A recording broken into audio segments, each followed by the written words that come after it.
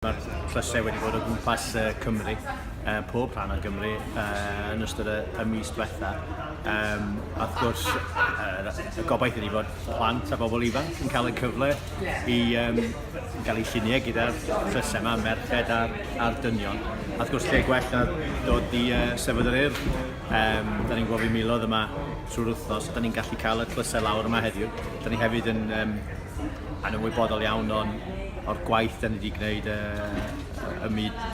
dwyieithrwydd yng Nghymru, a mae hynny'n ymestyn hynny falle trwy ddod yma i ben y bont heddiw.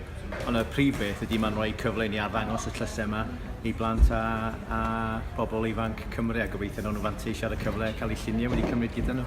I weithio'n cael ei chynnal penwythnos nesaf, pa mor bwysig yw cael llwyfan rhyngwladol yng Nghymru? Ydy, mae'n bwysig o llynedd oedd y llwyfan yn anhygoel, oedden ni allan yn Ewrop, yn Ffrainc, a wrth gwrs cyrraedd rownd cynderfynol pencampwrydd Ewrop, rhoi Cymru ar y map. Mae Ewrop yn dod at ni lenni gyda Real Madrid, Juventus, Lyon a Paris Saint-Germain yn gêm y merched a'r dynion. Felly, da ni fel petai ni'n gwahodd Ewrop a UEFA fewn i Gaerdydd ac i Gymru.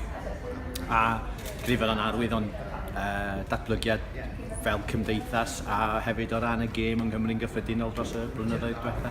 Serbia fydd y gêm nesaf, di'r garfan yn barod? A'r garfan yn mynd allan i Bortugal fory, 6 ar 20 ohonyn nhw. Wedyn fydd nhw'n dod nôl dydd Sul, fydd Chris Coleman yn cyhoeddi'r 3 ar 20 fydd yn mynd allan i Serbia dydd Llun nesaf.